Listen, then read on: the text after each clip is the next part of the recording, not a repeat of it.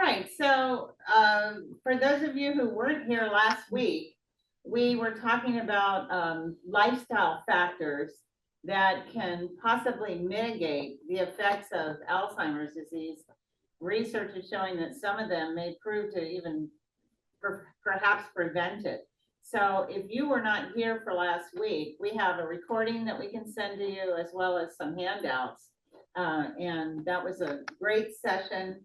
We had Eric here talking about that, and he's going to be teaming with me today. Actually, he's been going to do the bulk of the presentation today because this is his area of the area that we're going to cover today is his area of expertise, and that is screening for dementia in individuals living with Down syndrome. As a reminder, we are supported through a grant from ACL, and we appreciate their generous funding of these programs. Just a little history. Eric and I have been collaborating over the last 12 years to provide a support group for people that are caring for someone with Down syndrome they're concerned about Alzheimer's disease, or perhaps their son or daughter or sibling is already living with Alzheimer's disease. So we've been doing the support group as well as training and support for all of these years. And so we're dedicated to that, and we need support to do that. And so we really appreciate ACL for funding this project. And here are our partners: ACL, UCI MIND, Institute for Brain Impairments and Neurological Diseases, NTG, the National Task Group, which is a consortium of experts in dementia care and Down syndrome. It's made up of clinicians and social workers and family members, doctors, all concerned about Alzheimer's disease as it intersects with Down syndrome. And then, of course, our host is DSAOC, and we appreciate our partnership with them as well. Okay, so today, we're going to talk a little more about the connection between Down syndrome and Alzheimer's disease, why our folks are at such an increased risk for this illness. We talked last time a lot, Eric, right, about some of the medical conditions that can increase risk or mimic AD. So I think we'll, kind of go through that just once over lightly. But really what today is about is the importance of tracking functional baseline and changes. In other words, we're going to talk about a tool, a questionnaire that you fill out as it concerns the person you're caring for. And then that creates sort of a baseline that you can take to the physician, and then you can fill that out on a yearly basis just to see how have things changed. Because, it's a little difficult sometimes to be objective when you're with that person every day. And so I think this is going to be a valuable tool. We are going to invite our guests here to stay if they like afterwards, and I'll help you fill one out, or you can take it with you. And then those of you online, we'll make sure that we email that to you. So yeah, that tool is called the EDSD. It's Early Detection and Screening for Dementia. So you want to look at that? We're going to look at it. Yeah, we're going to look at it. There's a whole Thank you, section. Christy. I forgot to mention when thanking DSCAOC that we have Christy with us today. And do you want to wave and say hello? Hi, thanks everybody for coming. We're getting quite a lot of people online, which is great. And we're joined by about 6 people here in the center too today. So welcome everybody. We do value the partnership so much, Christy.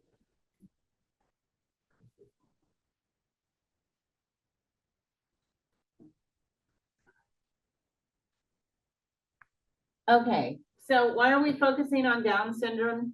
Because we all know this, but just to reiterate, people with Down syndrome are living longer, but they do experience premature aging and co-occurring health conditions that serve as risk factors for dementia.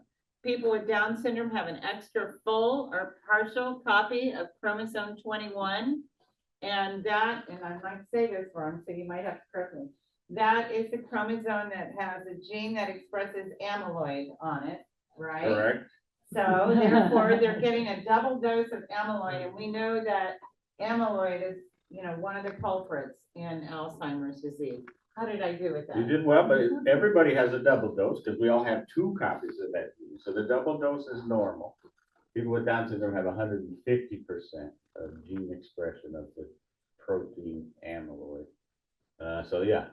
So they actually have the triple dose, right? The triple dose, okay. Oh, gosh. Well, everybody, we talked about this last time, every person with Down syndrome will develop the pathology in the brain. 100% of people will develop that. But important to know that not everyone goes on to develop Alzheimer's disease. So again, what we talked about last week were ways to mitigate that risk. So, but what we are, the reality is we're dealing with a higher rate of AD and it's a younger age onset. So let me stop there for a minute. So by 50s, We have a slide that'll get into Okay. that a bit. but we're yeah. gonna get into that, okay. Yeah, and so it's a higher rate and then also unfortunately a faster progression. So we need to plan for that. We have to hope for the best and plan for the worst. Okay, so Down syndrome is one of the most significant risk factors for AD.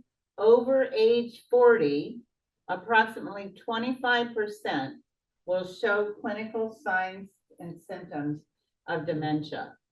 Over age 60, it goes up to approximately 60%. So just like in the general population, the risk increases with age. For people with other, just kind of interestingly enough, people with other intellectual disabilities, intellectual and developmental disabilities, we're going to see rates of Alzheimer's at about the same rate as the general population. Yeah, that's largely true. It's kind of a mixed bag. There haven't been any great studies done, but some studies suggest people without Down syndrome who have other forms of intellectual disability are at a slightly higher risk, suggesting they transition to dementia maybe 10 years earlier than typical. So say in their 70s and 80s rather than their 80s and 90s. And we don't really know what the lifetime risk for dementia is in people with Down syndrome, but studies suggest it's as high as 90%. Eric, But can you again- speak a little But louder? again, as Kim suggested, the longer the individual lives, just like any one of us, right? The more likely it is we're going to transition to dementia. But for us without Down syndrome, our peak risk years are in our 80s, right? Yeah. And we're not as likely to live into those risk years. But with this early onset of Alzheimer's occurring in people with Down syndrome, putting them at risk at a time in their lives when they're otherwise so healthy. Families will tell us that often. Why then? You know, they're so healthy. And that's largely true. Now, the assessment, as we touched on a little bit last time, of dementia in individuals with Down syndrome can be challenging. And that's largely because their baseline intellectual abilities can vary widely. Someone in the mild range of intellectual disability or someone in the profound range of intellectual disability can really compound the picture, right? Do I not know what day it is because I've never had the intellectual capacity to know? Do I not know what day it is because I've had the intellectual capacity, but I've never cared to know, right? Or do I know, or have I known in the past, but now I don't know because I'm forgetting because of Alzheimer's. And in people without intellectual disability, our IQs tend to be right about 100, you know, plus or minus 10 points or so is nearly everybody. So there's these one size fits all cognitive tests that any clinician can give that results in a score that is interpreted against what the presumed background norm is. And it gives us an idea, are we functioning typically, or is there some area for concern? These screening tests are widely available in clinical practice, but in people with Down syndrome, having such a test that fits all is a challenge. There's some tests that have tried They include a very large group of individuals with Down syndrome and breakdown scores based on that premorbid intellectual functioning level. So if you're profound and you score this way, that means concern. If you're mild and you score that way, that means concern. But those tests have proven to be not very reliable. So as we'll see, this national task group has come up with this early detection screen for dementia and Down syndrome that allows the individual that's being assessed to be compared to their baseline best. So we'll walk through it and you'll see how that works. So as we know, people with Down syndrome have a very difficult time describing their own medical history, right? Families tell us that all the time. I think he may be experiencing pain, but where is that pain, right? Is it dental pain? Is it abdominal pain? And they tend not to complain, right? We have patients that break bones. We had a guy, forklift ran over his foot, broke 5 bones in his foot, finished his shift, shows up at home and he's limping. And what's wrong? Well, nothing. Take off his shoe and of course they see what's really wrong, right? So they don't complain much, right? And then this habituation that Kim touched on, right? These subtle changes are often missed. So we'll have families who have a loved one in the early stages of dementia. They think everything is going along fine. They'll host Thanksgiving dinner. That relative that comes every Thanksgiving shows up and realizes what's happened with Jimmy. You know, things this year are quite different from last year. They see those changes, but when they're subtle, which they tend to be in the early stages, they're often missed by the direct caregivers. That includes paid caregivers in group home settings as well. And I touched on the assessment tools that are lacking. And then, as I just described, what we're really after here is how have they changed from their baseline adult best. And that's the beauty about doing these screening tools in advance of any expected change. With the healthcare guideline now suggesting screening beginning at age 40. Dementia is extremely rare prior to age 40. It's rare at age 40, but that's the age at which we want to start the annual screening. So if you do it at age 40, chances are you've captured them at their adult best. And then that'll serve as a benchmark for any future assessments as well. Not sure about the mistaken identity piece of it, what that's referring I to. don't know what that is. I suspect it might be referring to this Maybe whole piece about the other causes. overdiagnosis of Yeah. Alzheimer's disease in people with Down syndrome. And we're actually going to touch on those conditions that we described last time again that can mimic dementia and confound an existing dementia. So as we said, Alzheimer's disease in people with Down syndrome tends to be an early age of onset. After age 40 is when we worry about it. The average age of onset of dementia is about 53 or 54 years of age.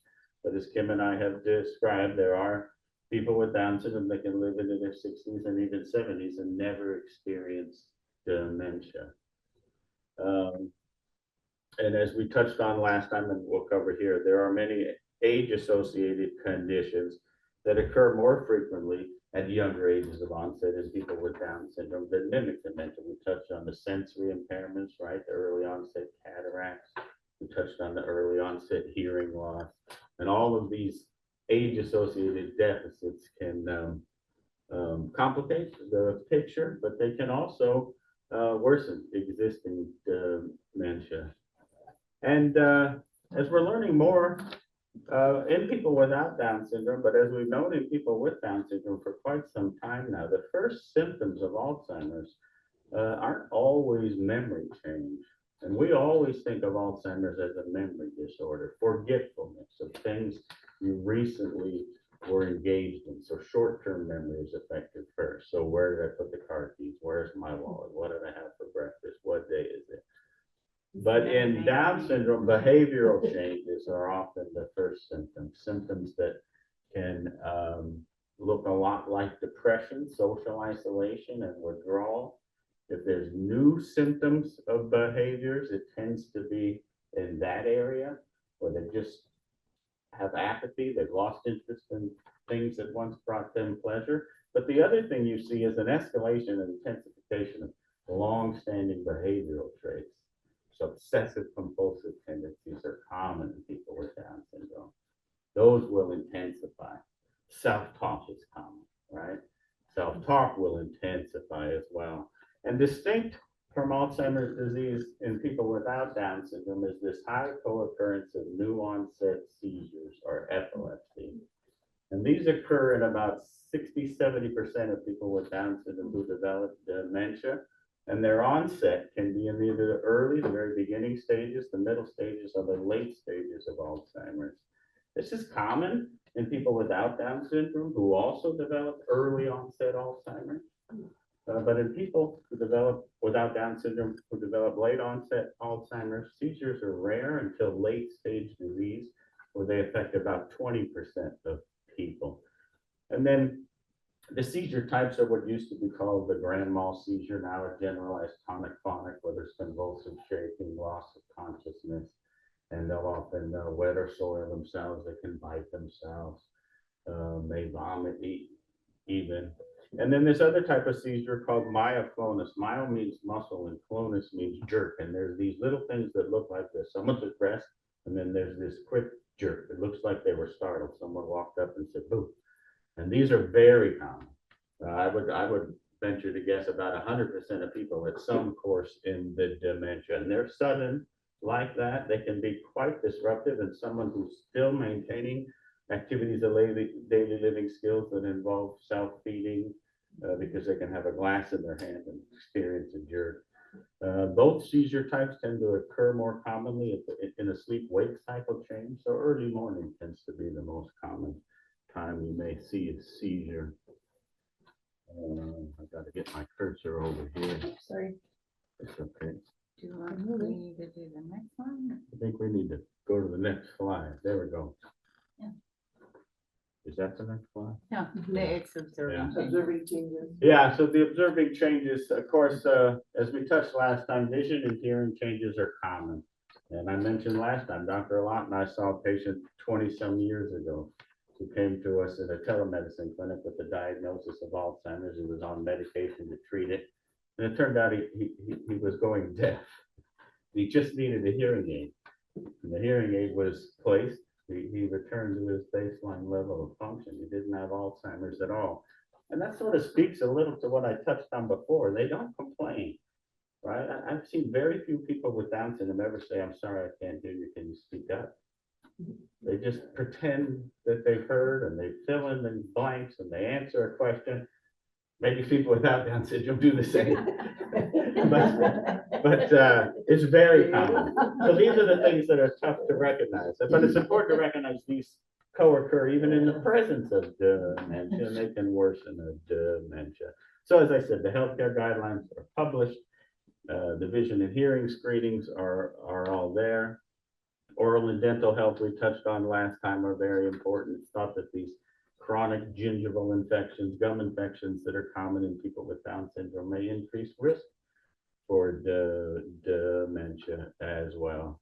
The seizures activity that I just touched on. So epilepsy or seizures are common in childhood in Down syndrome, less common throughout adulthood, and then, as I said, becoming more common with dementia.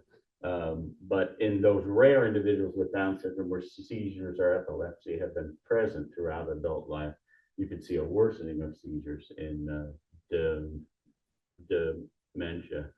Bowel and bladder incontinence is something that is common in people with Down syndrome who experience early and mid-stage dementia. In the early stages, they sort of recognize I need to go, but they find they're just not getting there in time. The other thing that's sort of odd about it is, the typical person, when they were to wet or soil themselves, would demonstrate an interest in changing themselves. But what can happen is they wet themselves and don't really pay a mind to it at all. And that's sort of a sign it might be dementia related. Changes in weight are common, particularly weight loss. So both in people with Down syndrome and without, unexplained weight loss can precede symptoms of dementia for reasons we don't really know why. Appetite changes as well. As I said, you just sort of lose interest in things that brought you pleasure, and meals can be one of those things. Swallowing difficulties are common with dementia. They tend to be a middle or late stage feature. Um, Falls as well, and these sort of speak to the fact that when we see Alzheimer's disease, it's just not a disease affecting our brain and our memory and our cognitive abilities. It affects our autonomic motor system as well. So it affects our ability of controlling the movements of our bodies. And that affects our gait, as I think I'll describe, but also just the natural coordination of swallow. So when we take a drink of liquid or a bite of food, when we swallow that, there's a natural reflex we don't even have to think about. We know don't breathe that into our lungs, swallow it into our stomach. That gets disrupted, and you can see swallowing issues where what they call aspirating. Those foods or liquids are going into the lungs, and then it sets up with pneumonias. Sleep difficulties are very, very common in dementia. You can see complete reversals of the sleep-wake cycle where you're up all night, sleeping all day. In the early stages, more commonly, it's from research we've done, it's suggested that it's what they call a terminal insomnia. So they're waking up too early, so much earlier than they would typically wake up. And you'll hear families say, boy, they're sitting at the edge of their bed ready to go to work, but it's still just 5 a.m. Why are they up so early? So the walking changes are very characteristic, and they look a lot like vision impairments. All families will tell us there's a depth of field issue. They've seen ophthalmologist after ophthalmologist, because when they approach perturbations in their path, whether it be a change in the pattern of the flooring, a curve, a stair going from concrete to grass, they see that transition and they seem a bit puzzled what they're supposed to do with it. They'll stop, they'll slow down and kind of take this exaggerated step over it before they get going again. You'll see it getting out of bathtubs, getting in and out of cars. You'll see it in the upper extremities too, where at the dinner table, they'll reach out to grab a glass. Their hand will fall short of the glass and they'll start their grasp reflex as though the glass is right there, but it's not there. And those are common, and we shouldn't assume if we see those it's dementia. We want to assess vision first, rule that out, right? And then this can, of course, can lead to falls. And observe for pain changes as well, as challenging as that is, and as we said, mood and behavior and personality changes And are common. affect. Yeah, and affect. And you'll see when we go through this NTEG, there's 6 main domains, and it touches on all of these as part of the medical history are the direct questions that they're asking. And this sort of covers, I guess, what we went through. So memory loss, new onset seizures, problems with gait and walking, these personality changes, confusion in familiar situations, disoriented, right? Getting lost, needing to be misdirected. So thinking, hey, I'm going to go to my room and get what I need. And then they start their way out there and wonder, why am I standing here in the dining room, right? And difficulty with usual tasks is common. So activity, yeah. And some of this is normal, right? Yes, it is. I mean, so we have research, of course, at UCI where we're trying to disentangle all of this. How much of this is normal aging for an individual with Down syndrome versus disease like dementia. So there's a sort of pre-dementia that's called mild cognitive impairment. That's been a diagnosis in people without Down syndrome for decades now. And that's a term that really is not well understood in people with Down syndrome. So our latest research, a large cohort study that's national, is really trying to define what this MCI stage is like, where there's subtle changes that aren't yet affecting their functional abilities. They're still as independent as they once were, but we're seeing changes in behavior. We're seeing changes in memory that may be the early signs of a dementia-related situation. You gotta get the cursor. You know, the Click- down arrow should Click work. on the slide there. There we go. So these conditions were all on our list from our last session, with sensory impairments and depression being probably the most common conditions that can mimic dementia on this slide. But we touched on sleep apnea last time and the importance of controlling any sleep disruption. There's emerging evidence that the body's natural ability to clear the brain of toxic proteins, including the toxic proteins amyloid and tau, which are the two proteins that are present in the brains of people with Alzheimer's and in the brains of people with Down syndrome.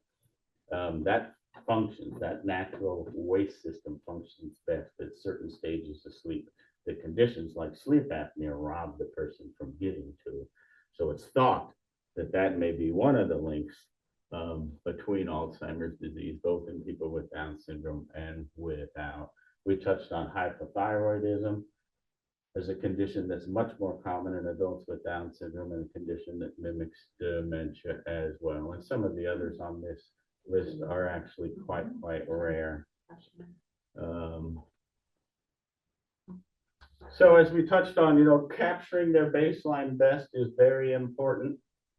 And this new tool, I shouldn't say new tool, but this new healthcare guideline that suggests the use of this tool is in fact a good way to capture this baseline.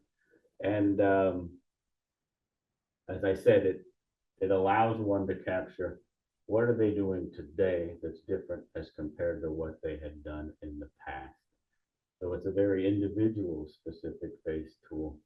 And as I said, we'll walk through that, so this should be a lot more clear to you.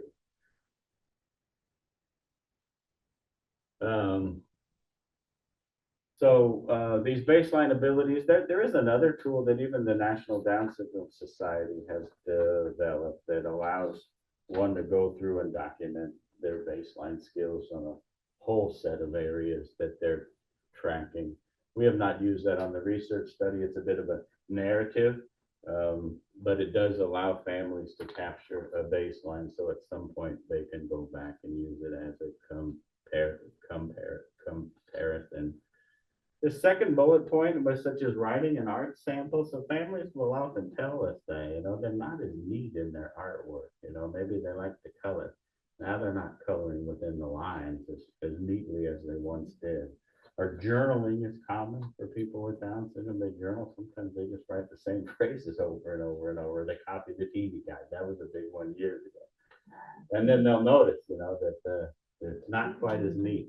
Or even signing their own name. You'll see hesitancy at first, like, wait a minute, what letter's next here? How do I make that letter? But then you'll see letters skipped, letters in reverse order. Those are things we want to be mindful of. And then this third bullet point here of this scrapbooking of abilities, I like that idea as well, because all too often I've noticed that in a patient with Down syndrome who develops dementia, that finds themselves in a new care setting, whether it be a new group home because their care needs exceeded what the current home was able to achieve, or they're in a hospital setting because they've got a condition that required treatment. Sometimes the diagnosis of Alzheimer's disease doesn't make it in the hospital record. So this naive hospital staff sees this person with Down syndrome who now can no longer walk, or lost the ability to walk, lost the ability to talk, right? And they're laying before them thinking, this is Down syndrome, right? This is Down syndrome. But that scrapbook then can then be that sort of book that accompanies them to the new group home, to the hospital, and people will flip through that and see, boy, they went fishing. They used to bowl, right? Here, he's in a Starbucks apron. He had a job, right? And it can really serve to allow the staff to get a personal look at what that person's life was.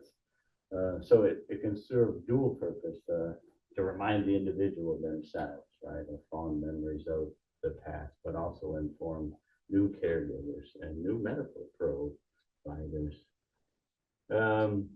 So the narrative description form is part of the NDSS book. There's actually some of those books out here in the lobby. I can grab one before we finish and show you that part.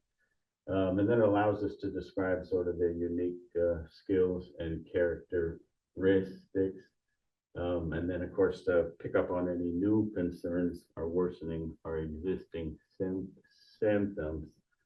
But the importance of early detection relates to these bullet points here, right? So there can be many new challenges that present in someone who's in the early stages of a dementia.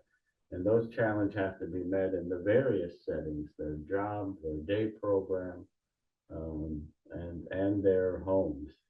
And by identifying these early, there can be some proactive measures that can be taken that may be able to address some of the signs and symptoms and some of the environmental changes and knowledge that we all need to gain and how best to work with someone that has a dementia. And our third session next week, Kim's going to be covering quite a bit on that topic.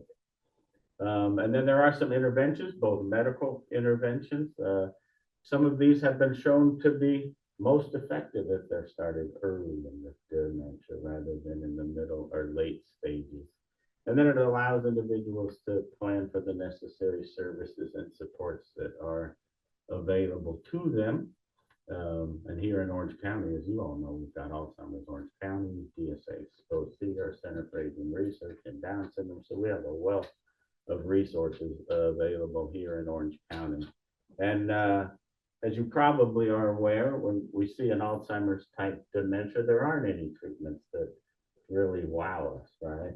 And the benefit of these drugs that are FDA approved can be difficult to observe in any one individual, right? So families will tell us at the end stage of a dementia how meaningful the education, the anticipatory guidance that they were able to receive from support organizations and medical experts like we have at UCI. And I think it's real, knowledge is power, right? I mean, we can't, reverse dementia. We can't make it so seizures don't happen. We can treat them when they do happen, but we can sort of lessen that blow when it happens. And so the early detection, of course, can lead to greater quality of life. So as I said, this NTG EDSD has made its way into the healthcare guidelines for adults with Down syndrome. The prior guideline, prior to the year 2000, had said everyone with Down syndrome by age 40 should have annual dementia screening, but did not advise how do you do that, right? So the NTG was added into that list of tools that clinicians should be able to evaluate. So as Kim mentioned, this is an informant-based tool, so family members and caregivers that know the individual well complete it. And the idea is you will all be doing that on an annual basis and taking it to their primary care doctor and educating them on this tool and this need, right? And that's sort of the trick, right? Educating the community clinicians on this tool. And it's asked that it be done on an annual basis, but certainly in the interim period, if you are noticing changes that you've been alerted to after going through it once, you can certainly repeat it on an as needed basis. And it's quite brief. We do it on the research study. So those of you who are on the research, the questions will look very familiar to you. We don't do it as a caregiver completed instrument. We do it as an interview. So we interview the family members to complete the NTG. And there's 6 domains that it covers, and we'll go through those. So as I said, anybody that's known the individual well can complete it. It's best they have years worth of knowledge, of course, but in the minimum case, you want them to have at least 6 months or so knowledge of the functional abilities of the individual. And it's not uncommon for it to be a group of people that fill it out where there's a consensus opinion made, right? Maybe mom knows some of the questions because spends the weekends with mom once or twice a month, and then they're in a group home the rest of the time. So it's not uncommon to have more than one person participate in the completion of the NTG. And sometimes we don't know the answer, so it's best just to use our best judgment. So it's okay to, rather than leave an item blank, just take our best guess, and you can write it in the margin. It's a guesstimate thing. But for most of the questions, I think you'll have a pretty good understanding of how best to answer. And this be truthful part is kind of a challenge. I mean, I know denial is prevalent, right? And all of us, we want to ignore things that we see because we don't want this to happen. And it's not uncommon for any one of us who's caring for an individual to sort of want to downplay it. Oh, it's just something else. Oh, he didn't quite get enough sleep. But it's best, of course, to be mindful Oh, sorry. of our own denial. So these are some of the domains that are covered there: cognition, memory, executive function, behavior, personality, and mood, communication, as I touched on, adaptive functioning are their activities of daily living, their self-help skills, right? The gait, the balance issues are touched in the ambulation and motor skills. And then just, is there a general decline in established skills? So there's components to the NTEG, and the first one really just gets at where are they living, right? What's their level of intellectual disability? What are some of the significant diagnosed conditions that they have? And as you'll see, most of these touch on some of those conditions that we know can confound evaluation for dementia. And then there's questions about their current physical health, how you would rate that: good, very good, fair, poor, compared to a year ago, how would you rate it? Mental health. And then it touches on some of the sensory conditions, the vision and hearing impairments, and then importantly, significant recent life events. So in people with Down syndrome and without stress is important to manage. And significant stressful life events have been linked to a trigger point, a flash point for dementia related change. You know, everything was going fine, and then my dad died, and I experienced extreme depression. And then my family knows, boy, after that depression, he never really came back. Now we're seeing memory impairments. Stressful life events are tracked there as well. And then seizure history is tracked there. And then any diagnosis, as you'll see, MCI even makes it there. MCI or Alzheimer's or any other form of dementia is there. And these are some of the domains that are assessed that we'll walk through. I've covered all of these already. One peculiar one we'll touch on, and it's important to highlight, is this self-reported problems. It's a little confusing there, but what they're really talking about, they're the individual themselves, that they reported to you. You know, as one book, I think a book is called my tinker isn't working anymore. My thinker, right? So one man with Down syndrome was telling his sister this, right? And that's not that uncommon, especially in higher functioning individuals. They say, my brain's playing tricks on me, right? They say things like that. So it really touches that are they able to self-report any problems that they're experience? And then paying attention to what others are observing. Yeah. You mentioned the holidays when people are in town, Yep, so you'll see that section too, where it's looking at significant changes. Sometimes changes are for the better, and you'll realize when you look at that section, they're not talking about things improving. They're only talking about things that are getting worse, right? And then there's a whole section on chronic health conditions. And it focuses, of course, on those health conditions that are related potentially to cognitive change. It's not dementia of the Alzheimer's type. So we'll go through that questionnaire in a bit, but I should point out that Alzheimer's Orange County has dementia screening available, and Kim and I have held several sessions around the county where families come in and receive a free memory screening. And part of that screening includes the completion of the NTG and instructions on how to do it themselves in following years. So let me interrupt just for a second. Yeah. So just, I said this earlier, but to reiterate for people who are just joining us, you'll have an opportunity to fill it out today. If you're here in person, you're able to stay afterward. I can give you the tool and I can help you with that. And then for those of you who are online, we are going to go ahead and email that out to you.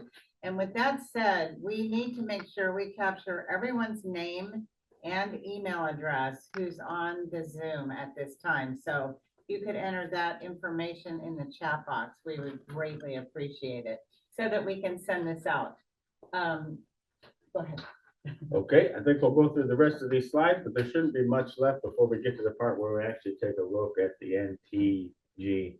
I did want to say too that there's a website, the National Task Group has a website where the NTG instruction manual is available there, not just the screening tool itself that you all have, but also it's available in 12 different languages now, I think. So it's being used worldwide. We are using it as a tool in our battery of assessments on research that we're doing at UCI. We've published on the utility of the tool in our cohort, and I'll touch a little bit more on that when we get into the nitty-gritty of the tool. And then here's some Down syndrome and dementia related resources, both at the national level and here locally with Alzheimer's Orange County, the Down Syndrome Association, and then our Center for Aging Research at UCI, and as well as our Institute for Memory Impairments and Neurological Disorders. So maybe we'll switch to the, well, I think we covered this last time. This is the Down syndrome clinic view, but we'll switch to the PDF. But Christie, there is a slide for your studies here. if we could. Oh, I didn't see it.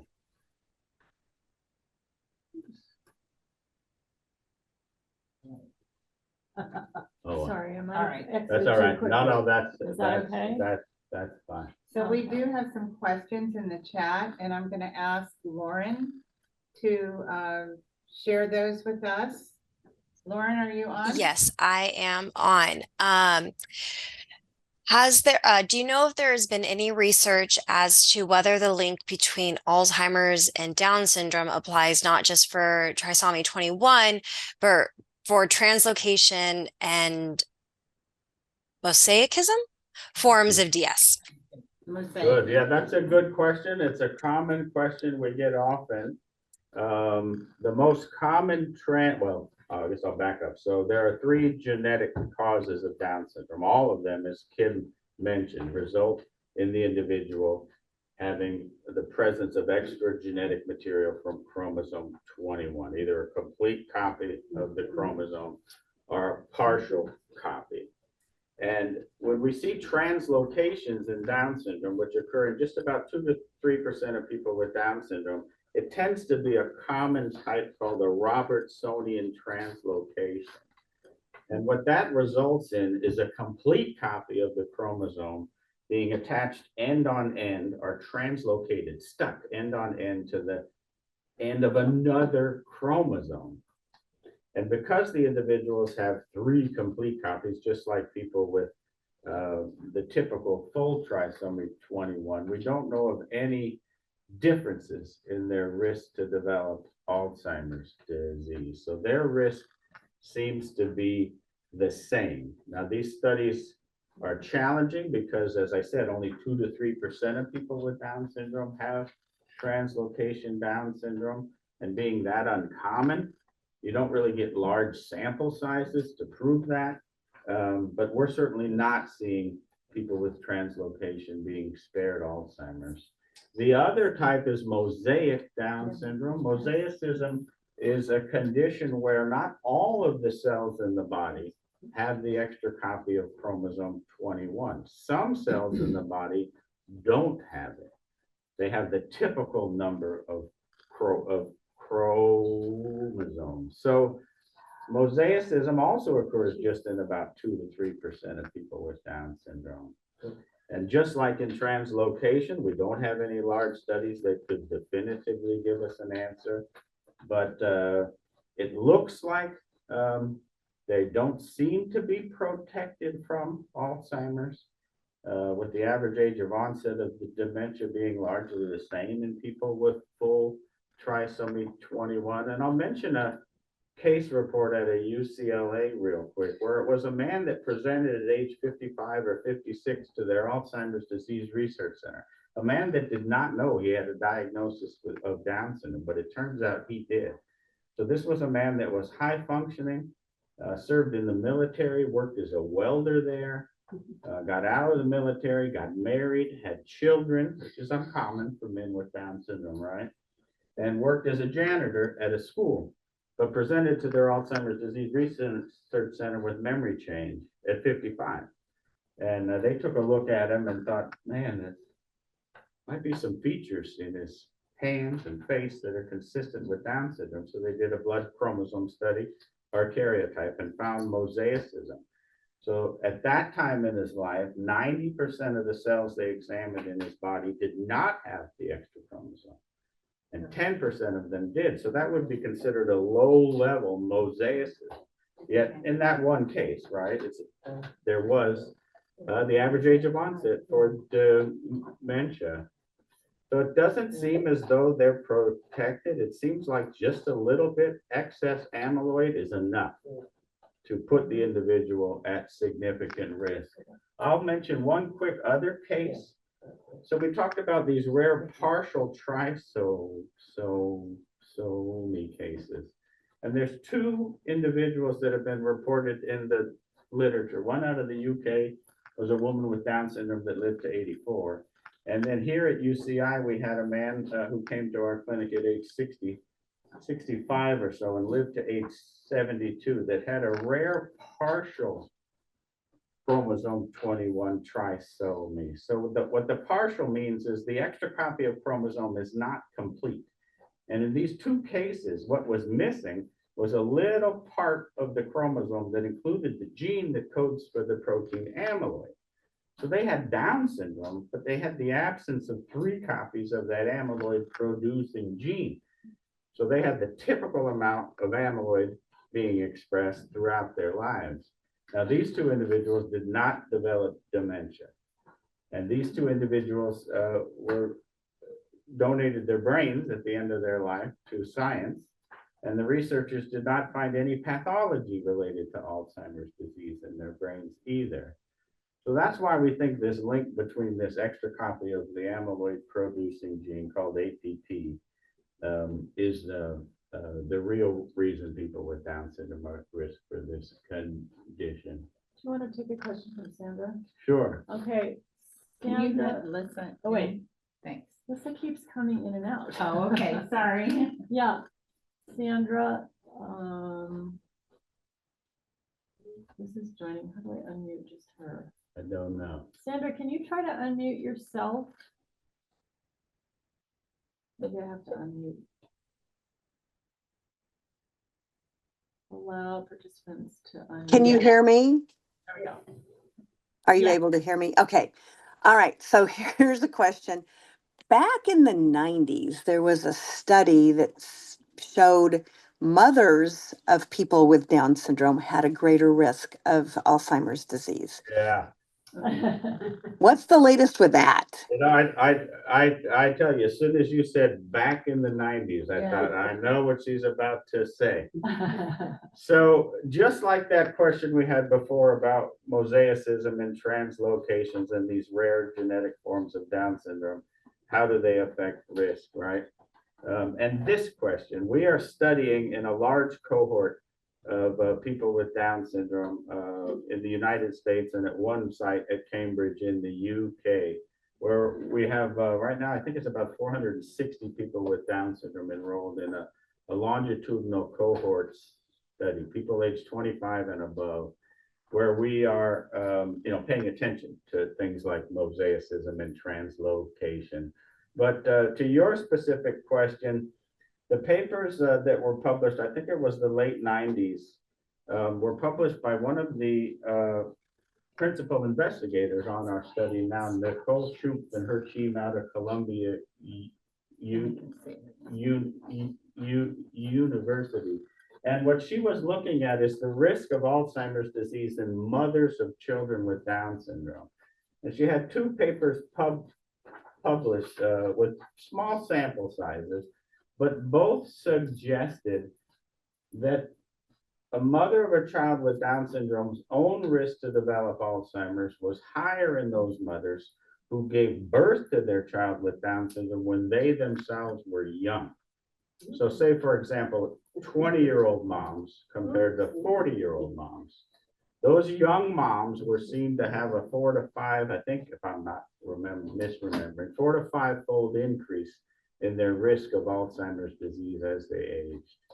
And we don't know why that association might be there. The sample sizes are small. We'd like to see if we can show it again in this larger sample size. So that study that I mentioned has a supplemental study where not only moms, but moms and dads are being invited to come in and participate in research evaluating dementia symptoms in them, but also the donation of a blood sample to look at blood-based biomarkers of Alzheimer's. It's sort of thought that I think, as all of you know, the risk to have a child with Down syndrome increases with every year as a woman ages. And there's sort of this theory that whatever advanced or accelerated aging phenomenon that may be happening in that young mother that increased her risk to give birth to a child child with Down syndrome at an early age of 20, that same biological phenomenon is not only affecting her ovarian health, but also her brain health. But it's a big leap to try to prove that, but that's sort of the thoughts. But that 4 to 5-fold increase sounds very frightening. But when you really look at it, it's not that significantly of an increased finding. But yeah, those papers are out there, and we're trying to get more data to really shed some more light on them. Because I can remember those days. There were a lot of mothers that were really frightened by those. That's a good question. Thanks, Sandra. No. I just want to take the next question. Got it. Thank you, Eric. Jody, you had asked about prevention of Alzheimer's disease in the Down syndrome population. And we talked about that last time, and we can send you the video, but basically we're looking at lifestyle strategies like exercise and good nutrition, good sleep hygiene, socialization, what am I leaving out? Cognitive Cognitive stimulation, stimulation. stress management. Yeah, And all what of those things. What we often forget, protect our heads, wear a helmet.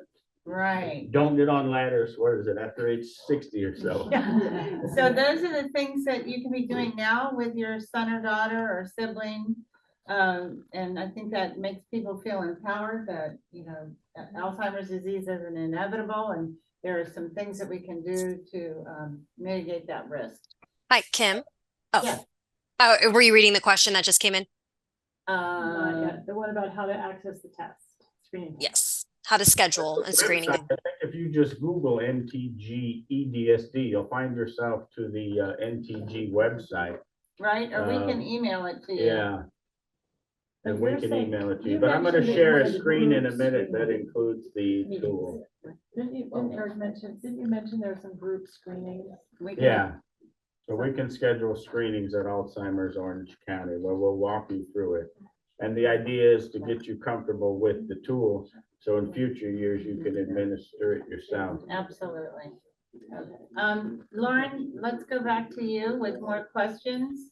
No, there was one question that was a little bit more specific. So I'll share that information with you afterwards. But other than that, that was the questions that we had in the chat box, unless anybody else wants to ask anything or come off mute. Brandon, Hi, Brandon. Hey all, hi. something I had to say. Go ahead, please. In 2 months, I'm having a conference for CalTash. You're having a conference for what in 2 months? CalTash. Wow. CalTash. I don't know about CalTech. He's a presenter. Wow. Oh, is that a It's based conference? here in Sacramento, Ah, so it's coming in Burbank this year. good for you. We can share more information, Brandon, Yeah, about thank you. CalTash. Thank you. Yeah.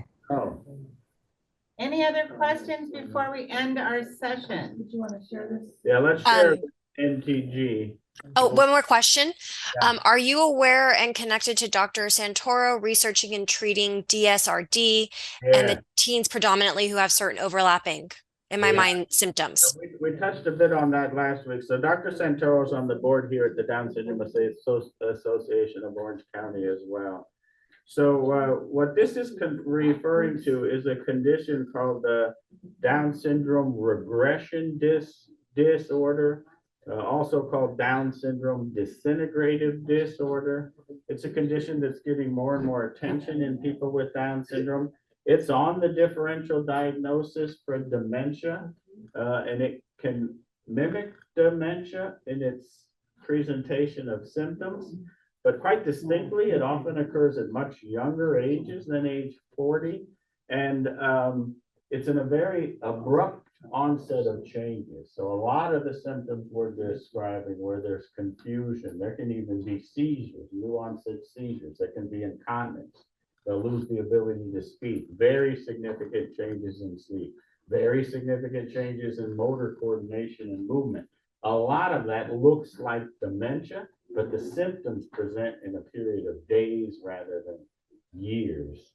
That's one way to distinguish them. So Dr. Santoro is at CHLA and USC, and he has research up there that he's doing to try to get a better understanding of what this phenomenon and condition is. And he's been instrumental in furthering our understanding of what that is, as well as developing diagnostic workup guidelines for people, for clinicians to perform. But I'm glad you mentioned that, because that is something that's on the differential. So thank you. So this is the NTG EDSD, and as you'll see here, I'll just grab the mouse here so I can scroll through this real quick.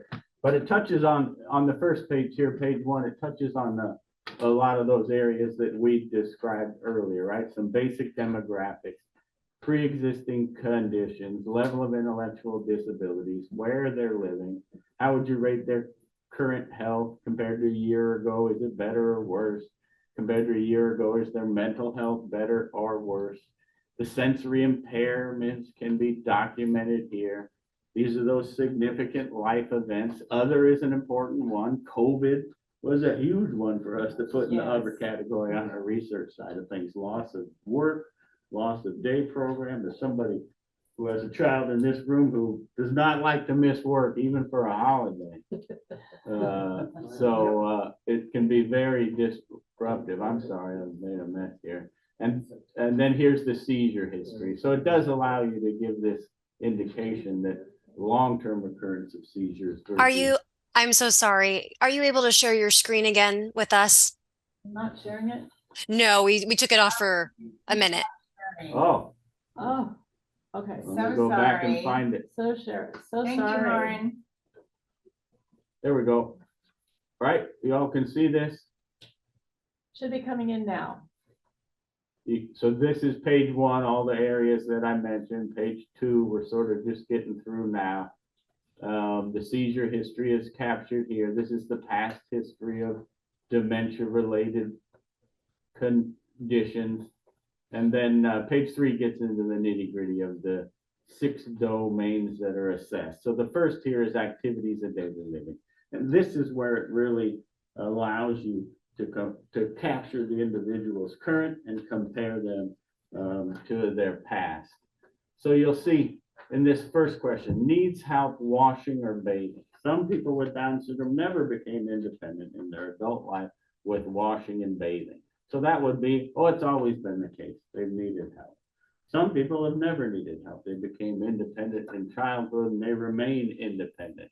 Then you would say does not apply because they don't need help. Some people have always needed help, but now they need more help, right? So that's where this always but worse category comes in here. So maybe they needed some help, right? They were good, but not quite as thorough with their hair washing and rinsing. So someone had to be there to verbal prompt or maybe do a little bit of hand over hand. But now they're noticing changes. They need more help than even the change you used to have to give them. So that's where always but worse comes in. Or that person that was fully independent, never needed help, all of a sudden, hey, they're coming out of the shower. Why does your hair look like that? Did you rinse the shampoo from your hair? Oh, I forgot. And that's where you'll check this new symptom past year. So you'll see all of these questions sort of fit that pattern. Needs help with dressing. You know, they sort of yes, no's, but then any yes has to be further described, so you figure out, has it always been the case, always been worse, or yes, because it's a new symptom past year. And you walk through these. In each of these domains, language and communication, sleep and wake changes, the gait changes that we described, the ambulation, memory, behavior and affect. And then this is the part where the adult themselves, if they've ever reported anything, you record it here. This is the part where you describe significant changes that you've noted. And of course, these are always changes in the worst, right? But we could have personality changes that are positive, but that's not really what it's trying to capture here. So we just have to remember we're looking for negative changes. So our research has shown where we're blinded clinically to It needs to be raised. I When am using it, but it's just full diagnostic blast now. of our research. Leave off here. Just a friendly reminder to keep yourself muted, please. So we don't know the MTG Are we muted? determine as a group the cognitive status of our participants. Are they cognitively stable? Do we think it's MCI? Do we think it's a possible or probable dementia? So then we can go back and look at the utility of this tool in predicting those groups. And it is a very good tool at distinguishing dementia from cognitively stable. Where it fails a little bit is distinguishing cognitively stable from those very early symptoms that occur in the MCI phase, or the transition from MCI to cognitively stable. The two domains that were most sensitive to distinguish those groups were both memory, as you might imagine, and the language. So if we look at the language questions, you'll see questions with word finding difficulty, right? You'll see questions with not wanting to initiate conversations anymore. You'll see questions not following simple instructions, which is a word processing issue, but it could also be a memory issue, right? I heard what you said, I understood what you said, but by the time I went to carry out that task, I forgot what you said. So that sort of bleeds over into both domains, language and memory. Getting lost in the middle of the conversation. And then their reading and writing skills are assessed here. So the trick here, as you'll see, so we've gone down this, right? This completes the 6 domains that we want to be mindful of in dementia. And it ends here. But as I said, there's nothing that's scored here, right? You don't think, oh, they scored a 50 out of 100. That means we need to be concerned. So what we really need to be mindful of is how many items appeared in these 2 center columns. That's why they appear in a slightly different color here, right? The most significant changes would be those are new symptoms in the past year, or things that had always been the case, but now they're worse. So as you'll see, from a non-demented individual with Down syndrome, most of the boxes are going to be in this column and this column at age 40 when they don't have symptoms of dementia. And what you'll notice as someone develops symptoms over the years, you'll see items hitting in these areas.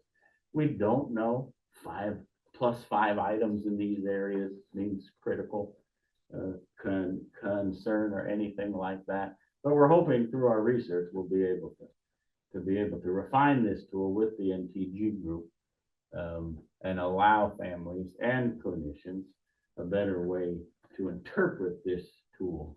But this will be the challenge I think all of you face, right? Getting your mind around this and getting the clinician's mind around this.